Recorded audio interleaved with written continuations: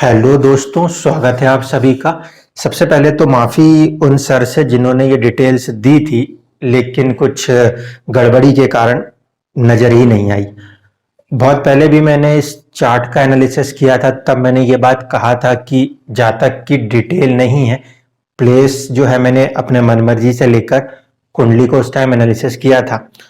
उन्होंने डिटेल्स तो शेयर करी थी, लेकिन वो कुछ हेल्ड फॉर रिव्यू करके रहता है, उसके अंदर वो हाइड हो गया था, इसलिए वो मुझ तक पूरी जानकारी आई ही नहीं थी। सबसे बड़ी बात यह है कि उन्होंने उस टाइम पूरी चीज़ों को मेंशन्ड भी किया था। उन्होंने लिखा भी कि इस पीरियड में मुझे जॉब मिली है और इसके बाद कुछ पीरियड पहले जॉब चली गई है, और इवन नीचे बर्थ डिटेल्स पूरी थी। आज जब हेल्ड फॉर रिव्यू कुछ उसमें होता है, उसको मैंने दबाया, तब जाके मुझे आपका ये मैसेज मिला। तो बहुत ही लेट रिप्लाई कर पा रहा हूं आपको, इस बात के लिए सॉरी, क्योंकि वो टेक्नोलॉजीज को मैं उतना तरीके से चला नहीं पाया। अब आपने जो सवाल किया था उसका जवाब आज खोज के आपको देता हूं कि क्यों ऐसा हुआ कि बुध और शनि की दशा में तो आपको चीजें मिली, लेकिन वही चीज केतु की दशा के आखिरी आखिरी तक आकर आपके हाथ से चली गई। देखिए, आज जो इस कुंडली का मैं इस्तेमाल करूंगा, उस कुंडली का मुझे नहीं पता कि कितना वर्णन किसी किताब में आपको मिल पाएगा, ठीक है। लेकिन क्योंकि आपकी जिंदगी में चीजें हुई हैं, मैं आपको वो चीजों को दिखा पाऊंगा और आप उसको यकीनन मानोगे, इतनी तो मैं श्योरिटी रखता हूं। इसमें मैंने क्या किया है, मेरा सबसे पुराना एक लॉजिक रहा है कि डिविजनल चार्ट का मतलब होना चाहिए उस पर्टिकुलर हाउस का डिवीजन। अगर हमें किसी का प्रोफेशन देखना है तो उसके प्रोफेशन में होने वाली सारी चीजें जो हैं वो इस भाव के ऑपरेशन पे खुलनी चाहिए, 10th हाउस के ओपन सर्जरीज पे। जब हम 10th हाउस के डिवीजन की बात करेंगे तो इसका मतलब है दशमांश के हिसाब से आप जब काउंट करो तो यहां पे 100th डिवीजन आना चाहिए। पहले वाले में अगर 10 आते हैं तो 10 इंटू 10 इज 100, तो D100 का एक डिविजनल चार्ट होना चाहिए। या फिर दूसरा तरीका यह भी हो सकता है कि हम इस हाउस की जो भी डिग्री है उसको उठाएं और उसको उठाकर उसके ऊपर जो दशमांश का तरीका है वो लगा दे। बट सॉफ्टवेयर जो है वो मुझे D100 बना के सीधे देता है, D10 का भी, D10 दशमांश का भी, और अंदर का एक डिवीजन कर सकने की क्षमता सॉफ्टवेयर देता है। तो मैंने उसके दम पर आपके इस D100 के चार्ट को बनाया है। ये जो D100 का चार्ट होगा, यहां पे जो भी ये ब्लैक कलर से लिखा है वो है D100 का चार्ट, ठीक है। ध्यान से देखिएगा, इस कुंडली के अंदर दो कुंडलियां मौजूद हैं। एक आपका ओरिजिनल दशमांश है, आपका दशमांश जो है वो 6 नंबर से बनता है। उसको और बारीकी से समझने के लिए मैंने 100th अंशा जो होना चाहिए उस पे जाने के लिए D10 का D10 किया है, D100 फॉर्म किया है, और ये जो D100 मैंने फॉर्म किया है ये इसमें पूरे ब्लैक कलर से लिखा हुआ है। जो भी आपको ब्लू कलर से दिख रहा है वो आपकी कुंडली का ओरिजिनल दशमांश है। अब आपके दो चीजों वहां पे जो प्रश्न थे, एक ये था कि आपने बताया कि जब बुध में शनि की दशा चल रही थी तब आपको नौकरी प्राप्त हुई थी। हम यहाँ पे देख सकते हैं कि दशमांश की कुंडली जो D10 होता है, जो नॉर्मली आपको मिल जाती है, उसके अंदर शनि और बुध कहीं ना कहीं 10th हाउस से कनेक्टेड थे, और वहीं पे आपके दशमांश का असेंडेंट भी आता था। इस कारण से इस पीरियड में आपको सरकारी नौकरी पुलिस विभाग में प्राप्त हुई, ठीक है। यहां पे मैंने आपको पहले ही सारे फॉर्मेशन समझा दिए हैं, मंगल बुध और शनि के फॉर्मेशंस के हिसाब से कि कैसे वो चीज वहां तक हुई। अब आपका दूसरा जो प्रश्न था, या जो आपकी दूसरी एक जिज्ञासा थी कि आखिर हो क्या रहा है, आपने ये कहा है कि केतु की दशा जो है उसने बहुत ही सेटबैक्स दिए, एक बात। दूसरी चीज ये कि केतु की दशा के अंत में आते आते तक जब मैं देख पा रहा हूं तो शायद केतु में बुध और उसी में शनि का जब अंतर आया उस समय आते आते तक आपका ये प्रोफेशन जो है आपसे ले लिया गया और कहीं ना कहीं अभी कुछ चुनौतियां चल रही हैं, उसको भी देख लीजिए।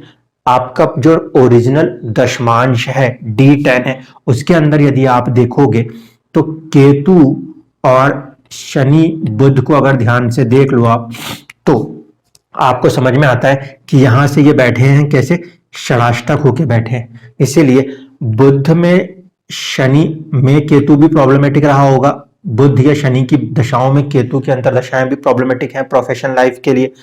साथ ही साथ केतु की महादशा में शनि और बुध की दशा षडाष्टक फॉर्मेशन करेगी, ये चीज भी प्रॉब्लमेटिक था। इस कारण से चुनौतियां आई।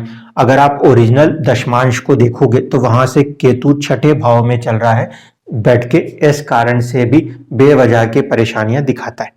ये तो हुआ जो ओरिजिनल D10 से मैं ऊपर ऊपर बता देता, लेकिन उससे वो गहराइयां नहीं बता सकता कि ऐसा हो क्यों रहा है। अब मैं आपको इसकी गहराइयों में लेके चलता हूं, ठीक है, जिससे कि आप थोड़ा सा इस बात को महसूस करो कि D100 वाला बात जो मैं बोल के बना रहा हूं उसका क्या अहमियत है।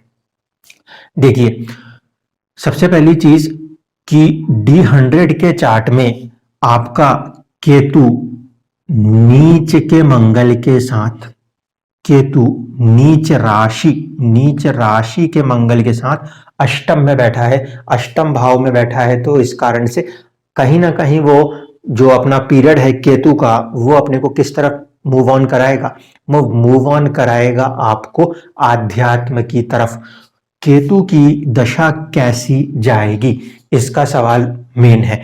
तो जब हम प्रोफेशनल साइड से देखना चाहेंगे तो D100 के चार्ट में आप ध्यान से देखिए, केतु इस तरफ चलता है, ठीक है। अगर ये इस तरफ चलता है तो यहां से ये सेकंड हाउस है, ये थर्ड हाउस होगा, और यहां पे जहां पे चंद्रमा बैठा है वो 12th हाउस होगा, ठीक है। केतु चंद्रमा के कंटेक्स्ट को देखिए, केतु इस तरफ चलता है इसलिए ये उसके पीछे है, यानी कि ये उसे 12th होना चाहिए। अब केतु बैठा है चंद्रमा की राशि में और चंद्रमा उससे 12th है, इसका मतलब है कि D100 का चार्ट ये बताता है कि जब केतु की दशा चले उस समय मन में किसी ना किसी बात का दुख कर्म के क्षेत्र में होने की संभावना है। लेकिन चंद्रमा फिर भी यहाँ बैठा है, इस कारण कुछ हद तक उसने चीजों को संभाले रखा।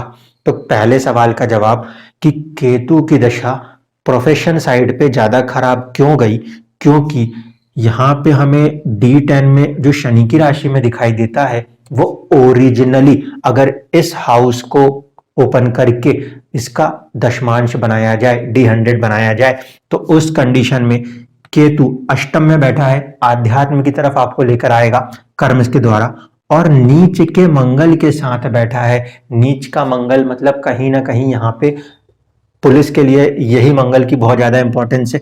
ये यहाँ पे नीच राशि हो रहा है तो वहां पे आपको चुनौतियां दे रहा है, करेज पे बार बार वो चुनौतियां देगा। तो ये फॉर्मेशन इस कारण से इस दशा में हुई। केतु मंगल के साथ बैठा है तो उसकी तरह भी एक्ट करने की क्षमता रखता है। दूसरी बात, यहाँ पे केतु अगर चंद्रमा की राशि में बैठा है तो वहां से भी द्विद्वादश संबंध होने के कारण थोड़ा सा यहाँ पे चीजों में खराबी करने की क्षमता केतु की दशा में रही है। फिर आपने बोला कि आने वाले शुक्र की दशा को कैसे देखते हैं हम। शुक्र की दशा को जब हम देखने की बात करेंगे तो हम देखते हैं एक्चुअल नवमांश के अंदर, सॉरी नवमांश नहीं, एक्चुअल दशमांश D10 के अंदर अगर मैं देखूं तो आपका शुक्र जो है वो राहु के साथ किस्मत के भाव में बैठा है, ठीक है, किस्मत के भाव में बैठा है। जबकि एक्चुअल D100 के अंदर अगर उसको देखूं तो वो राहु के साथ तो बैठा है लेकिन वो बैठा है कहां पर, शनि की राशि में नजर आता है और धन के भाव में नजर आता है। गुरु के साथ बैठा है, गुरु यहाँ पे भले मुझे नीच राशिस्थ नजर आते हैं लेकिन वो धन के कारक ग्रह भी हैं और साथ में उनके ग्रह बैठे हैं, तो यहाँ पे कारक अकेला नहीं है। ऐसे स्थिति में ये हो सकता है कि आपसे कुछ व्यापार वगैरह भी करवा दे, क्योंकि अभी भी 12th हाउस के अंदर आपके D100 का एसेंडेंट जाता है, तो विदेश से जुड़े हुए कुछ व्यापारों की तरफ भी ये जिंदगी आपको लेकर जाने में सक्षम है। हाँ, ये जरूर है कि ये धन भाव में बैठा है तो वो धन में सपोर्ट करेगा, क्योंकि इनडायरेक्टली आपके लाभ भाव का संबंध आपके D100 में जाकर कहां से कनेक्ट हो रहा है, आपके धन भाव से हो रहा है। और यही चीज किस्मत में आपको यहां मिल रही है, तो आपको थोड़ा सा एक अपने आप को डेवलप करना चाहिए, थोड़ा सा रिस्क उठाना चाहिए। देखिए, लगन कुंडली में मैंने आपको तब भी कहा था कि ये दो जो चीजें हो रही हैं यहाँ पे, इसको ध्यान से देखने वाली बात है। खर्चा करेंगे लाभ, और इसी के स्वामी आगे गए हैं, लाभ में से खर्चा करेंगे तो और लाभ बनाएंगे। ये बिजनेस के योग फॉर्म करने की एक खासियत होती है।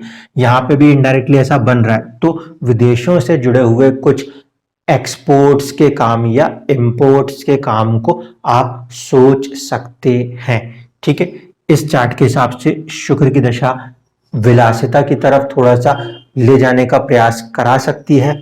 जो प्रॉब्लम्स रही वो केतु की दशा में वो इसीलिए रही हैं क्योंकि एक तो वो अष्टम और दूसरी बात है नीच के मंगल के साथ। अगर आपके ऊपर कोई भी दशा चलती है, जैसे कि मंगल की चले तो प्रॉब्लम, ठीक है, या गुरु की चले तो प्रॉब्लम है। प्रोफेशन के अंदर दशाएं कौन सी अच्छी होंगी?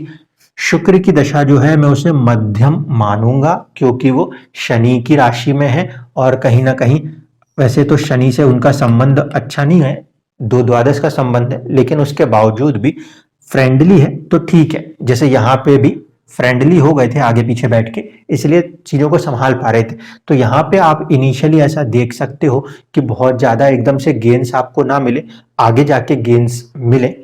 लेकिन शुक्र की 20 साल की दशा के बाद सूर्य की दशा आएगी। सूर्य कहीं ना कहीं यहाँ पे बहुत स्ट्रांग है, इसीलिए आप सरकार से जुड़ पा रहे थे। तो और भी किसी हायर साइड पे, हायर पोस्ट की तरफ जाने की क्षमताएं आगे जाके बन सकती है।